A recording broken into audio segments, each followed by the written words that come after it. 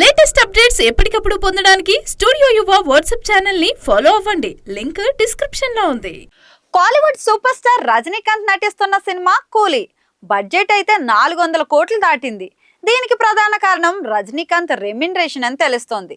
లోకేష్ కనకరాజ్ దర్శకత్వం వహించిన ఈ చిత్రంలో రజనీతో పాటు నాగార్జున, ఉపేంద్ర, శృతి హాసన్ తదితరులు నటించారు. కాలీవుడ్ సూపర్ స్టార్ రజనీకాంత్ నటిస్తున్న కూలీ సినిమా షూటింగ్ అయితే చివరి దశలో ఉంది. ఇప్పటి వరకు దాదాపు షూటింగ్ పూర్తి చేసుకున్న ఈ సినిమా ఆగస్టు 14న అయితే విడుదల కానుంది. ఈ సినిమా బడ్జెట్ 400 కోట్ల రూపాయలు అని తెలుస్తోంది. మరి ఈ సినిమా బడ్జెట్ ఎంత ఎక్కువగా ఉండడానికి కారణం రజనీకాంత్ భారీ రెమ్యునరేషన్ అని తెలుస్తోంది. లోకేష్ కనకరాజ్ కూలీ చిత్రానికి దర్శకత్వం వహిస్తున్నాడు.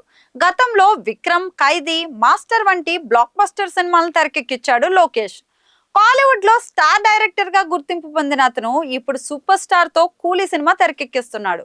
ఇందులో అక్కినేని నాగార్జున, శృతి హాసన్, ఉపేంద్ర, సత్యరాజు తదితరులైతే ప్రధాన పాత్రలు పోషిస్తున్నట్లు తెలుస్తోంది.